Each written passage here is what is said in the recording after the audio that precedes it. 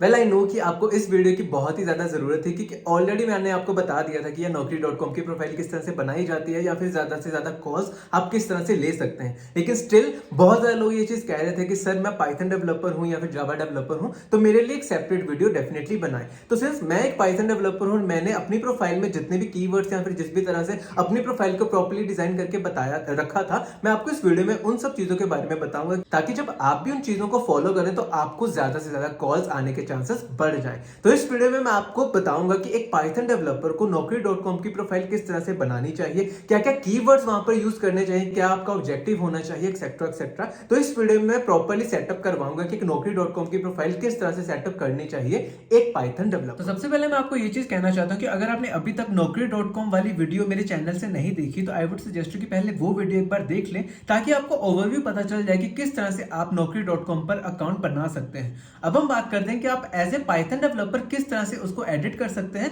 या फिर क्या क्या चीजें आपको करने की जरूरत होगी पाइथन डेवलपर के लिए, तो उसके बारे में बात करते हैं। तो सबसे पहले जैसा कि आप स्क्रीन पर देख रहे हैं कि सबसे पहले आपको जो सबसे पहला टास्क आपका होना चाहिए वो ये है कि आपको रिज्यूमे अपडेट करना है।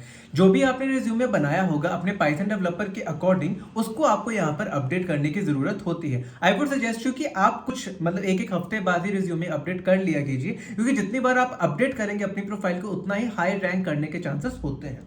देन उसके बाद दूसरी चीज होती है आपका रिज्यूमे हेडलाइन। तो अब आपको रिज्यूमे हेडलाइन में क्या चीज लिखने की जरूरत होती है? सबसे पहले कि आप इमीडिएट ज्वाइनर हो या फिर आप कब तक ज्वाइन कर सकते हो या फिर आप एक जॉब के लिए सर्च कर रहे हो, उसके बारे में आपका सबसे पहले हेडलाइन होना चाहिए ताकि जब भी कोई रिक्रूटर इसको देखे उसको पता चल जाए कि आप इस टाइम पे एक्टिवली जॉब देख रहे हो।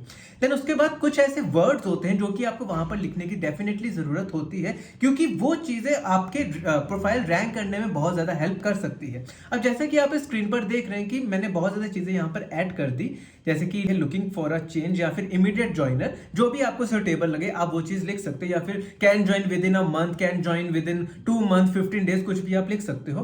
देन उसके बाद आपको ईयर ऑफ एक्सपीरियंस मेंशन करने की जरूरत होती है, जैसे अभी के केस में मैं लिख दूंगा 5.5 ईयर ऑफ एक्सपीरियंस।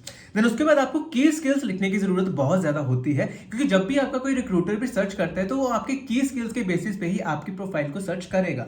अब मान लो कि जैसे जो भी आपके की स्किल्स है, अगर आप पाइथन डेवलपर हो तो उस टाइम पे आप ये सारे के सारे स्किल सेट वहां पर मेंशन कर सकते हैं। हाँ, मैं आपको अपनी पर्सनल अगर प्रोफाइल के बारे में बताऊं तो मैं ये सारे के सारे स्किल्स वहां पर मेंशन करे हुए थे, जैसे कि Python language, Python 3, Django framework, Flask, backend developer, Docker, Bitbucket, Git, GitHub, Postgres, MySQL, ORM, OOPs concept, automation and API. इसके अलावा आपको लगता है कि जो भी आपके पाइथन के रिलेटेड रेलेवेंट वर्ड्स हैं जो कि आप चाहते हो कि जब भी कोई रिक्रूटर सर्च करे आपका नाम पहली पोजीशन पर आए, आप वो सब चीजें यहां पर मेंशन कर सकते हो। लेकिन उस टाइम पे मैंने सिर्फ ये चीजें मेंशन करी थी, तो आपको मैं यही चीजें यहां पर लिखकर दे रहा हूं कि आप ये सेम चीजें यूज कर सकते हो। देन उसके बाद बात करते हैं की स्किल्स के बारे में। तो जो भी की स्किल्स आपने रिज्यूमे हेडलाइन में मेंशन करे थे वो सारे के सारे स्किल्स आपको यहां भी मेंशन करने की जरूरत होती है। इसकी लिमिट होती है 250 कैरेक्टर, तो आपको उसके नीचे ही सारे के सारे स्किल्स कवर अप करने की जरूरत होती है। तो जैसे कि आप स्क्रीन पर देख रहे हैं मैं सारे के सारे स्किल्स यहां पर कवर कर रहा हूं। ये सारे स्किल्स आपको लिखने की डेफिनेटली जरूरत होती है, जैसे कि पाइथन हो गया, Django, flask, Python development, pandas, नमपाई। अगर आपको आते हैं तो आप ये चीजें लिखिए, अगर नहीं आते तो आप इसको रिमूव कर सकते हैं। Postgres, PyCharm, Docker, AWS, GitHub, Nginx, Jupyter, notebook, Django framework, web development, backend development, MySQL, MongoDB, salary etcetera. तो इसके अलावा भी आपको लगता है कि जो भी पाइथन से रिलेटेड आपके स्किल सेट होंगे आप यहां पर मेंशन कर दीजिए, लेकिन जितने भी मैंने यहां पर मेंशन करे हैं उनको तो आप डेफिनेटली जरूर ही लिखिएगा। देन उसके अलावा आपकी अगर मैं एम्प्लॉयमेंट की बात करूं तो जो जिस भी कंपनी में आपने काम किया होगा आपको एक एक कंपनी में जा जाकर अपनी रोल्स एंड रिस्पॉन्सिबिलिटीज और उसके अलावा वहां पर की स्किल्स मेंशन करने की जरूरत होगी, क्योंकि आपकी प्रोफाइल हमेशा आपकी की स्किल्स या फिर आपके रोल के बेसिस पे ही सर्च की जाएगी। तो इन सब कीवर्ड्स को आपको डेफिनेटली ध्यान देने की जरूरत होगी।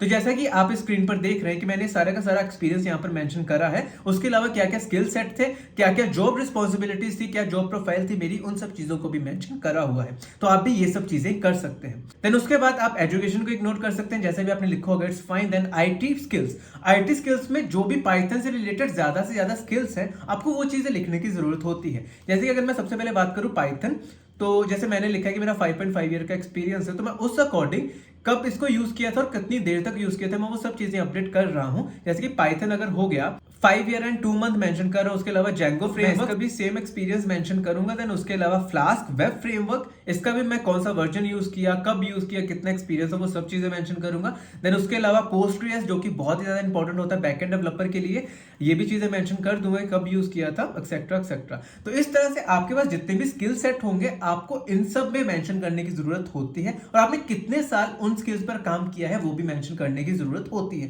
क्योंकि जब मैंने अपनी प्रोफाइल बनाई थी मैंने सब चीजों के बारे में मेंशन करा हुआ था।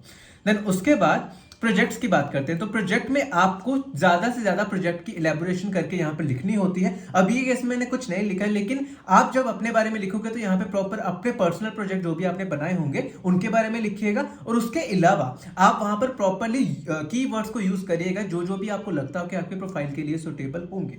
देन उसके बाद आपकी प्रोफाइल समरी। तो प्रोफाइल समरी में आप बहुत ज्यादा चीजें लिख सकते हो क्योंकि इसकी लिमिट काफी ज्यादा होती है। तो सबसे पहले तो आपको टोटल और आपका रेलेवेंट एक्सपीरियंस यहाँ पर मेंशन करने की जरूरत होती है। देन उसके बाद आपके क्या क्या की स्किल्स है। अब की स्किल्स में सिर्फ अगर आप पाइथन मेंशन करोगे तो उसका ज्यादा इफेक्ट नहीं पड़ता। आप पाइथन के वर्जन्स के बारे में भी बता सकते हो, कौन कौन से फ्रेमवर्क्स यूज किए हैं, क्या क्या टेक्नोलॉजीज पे आपने काम किया, वो सारे के सारे की स्किल्स को आप इलेबोरेट करके जितना बताओगे उतना ही आपके लिए अच्छा होता है, क्योंकि अलग अलग जॉब डिस्क्रिप्शन में अलग अलग कीवर्ड्स यूज किए जाते हैं। तो उसी के बेसिस पे आपको अपनी प्रोफाइल ज्यादा से ज्यादा मैच करवानी होती है। तो प्रोफाइल समरी एक ऐसी चीज है जिसपे आप जेनरिक तरीके से बहुत चीजें ऐड कर सकते हो। तो आई वुड सजेस्ट यू कि समरी में आप ज्यादा से ज्यादा स्किल्स जो भी आपके पाइथन के रिलेटेड होंगे आप उनको मेंशन कर सकते हैं। तो ये एक मेन चीज होती है आपकी प्रोफाइल को रैंक करवाने के लिए। तो आई होप कि आप इस पर ज्यादा से ज्यादा ध्यान देंगे। देन उसके अलावा आपकी अकम्पलिशमेंट, करियर प्रोफाइल जो भी आपने ऑलरेडी बनाकर रखा होगा आप उसी को रखिए, क्योंकि इनका ज्यादा इफेक्ट नहीं पड़ता आपकी प्रोफाइल को रैंक करने के लिए। But I would still suggest you कि इनमें आप जितने भी पाइथन से रिलेटेड चीजें होंगी आप उनको ऐड कर सकते हैं। अब आपकी जब एक प्रोफाइल प्रॉपर्ली रेडी हो जाती है, इस केस में अगर आप स्क्रीन पर देखेंगे तो मेरा ऐड वन मिसिंग डिटेल लिखा हुआ है, क्योंकि मैंने नंबर वेरीफाई नहीं किया, ये मैंने डमी नंबर को ही डाला हुआ है, तो इसलिए मैं वेरीफाई इसको नहीं कर पाया। लेकिन अब बात करते हैं कि आप जॉब के लिए किस तरह से अप्लाई कर सकते हो। तो जैसे कि आप ऊपर देख रहे हैं सर्च जॉब्स हियर, आपको वहां पर जाकर क्लिक करना है। देन उसके बाद पाइथन डेवलपर सर्च करना है। जब आप इसको सर्च करोगे तो पाइथन डेवलपर से रिलेटेड जितनी भी जॉब्स थी वो सारी की सारी पॉपुलेट हो जाएंगी, जैसे कि Python developer international, AIML, Python developer, ADA global. इस पे अगर आप पहली वाली जॉब पर जाकर क्लिक करोगे तो उसके बाद अप्लाई ऑन कंपनी साइट, आप कंपनी साइट पर जाकर भी अप्लाई कर सकते हो, या फिर उसके अलावा आप अगर किसी भी और जॉब पर क्लिक करोगे, जैसे कि इस केस में मैं हेक्सावेयर टेक्नोलॉजीज पर जाकर क्लिक कर रहा हूं।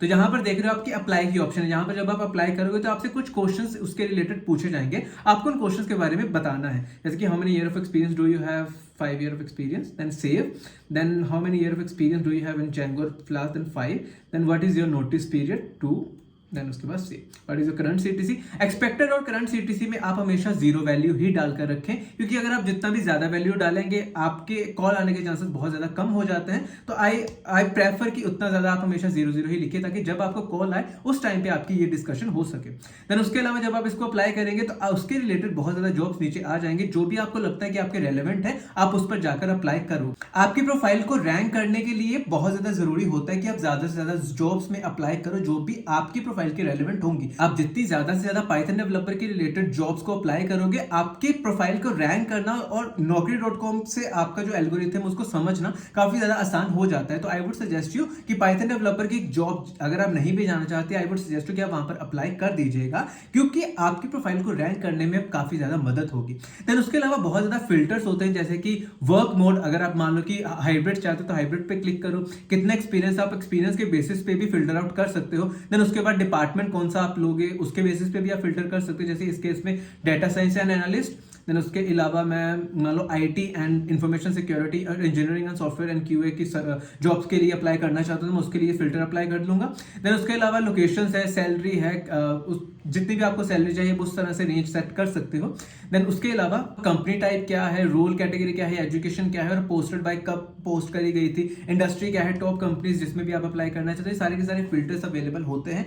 आपको अपने रेलेवेंट जो भी फिल्टर वहां पे लगते होंगे आप उनको प्रॉपर्ली जाकर अप्लाई कर सकते हो, और उसके कॉरेस्पॉन्डिंग आप उस प्रोफाइल के लिए अप्लाई कर सकते हो। ये ट्रिक्स मेरे केस में तो बहुत ही ज्यादा हेल्पफुल रही थी, और आई होप कि आपके केस में भी बहुत ही ज्यादा हेल्पफुल रहे। और इसके अलावा आप अगर देखोगे तो जॉब्स के नीचे समझिए जब आप जॉब्स पर जाकर क्लिक करोगे तो आपको रेकमेंडेड जॉब्स आएंगी। जब आप इस रेकमेंडेड जॉब पे जाकर क्लिक करोगे तो आपको दिखेगा कि मोस्टली आपकी पाइथन डेवलपर के रिलेटेड ही जॉब्स आ रही हैं। क्यों? क्योंकि आपने ऑलरेडी ही बहुत ज्यादा पाइथन डेवलपर की जॉब्स में अप्लाई किया था। आपकी जो प्रोफाइल भी थी वो भी पाइथन के लिए ज्यादा रैंक कर रही, क्योंकि आपने बहुत ज्यादा कीवर्ड्स या फिर प्रोफाइल समरी में बहुत ज्यादा कीज उसी के बेसिस पे यूज की हैं। तो एक प्रॉपर सेटअप होता है एक पाइथन डेवलपर के लिए कि उसको अपनी प्रोफाइल किस तरह से सेट करनी चाहिए। तो इसी के साथ आज के लिए बस इतना ही। आई होप कि ये वीडियो आपके लिए काफी ज्यादा हेल्पफुल साबित रही होगी। स्टिल अगर आपका कोई भी डाउट रहता है तो आप कमेंट सेक्शन में जाकर कमेंट करके जरूर बता सकते हैं। इसी के साथ आज के लिए बस इतना ही, फिर मिलते हैं अगली वीडियो में। धन्यवाद।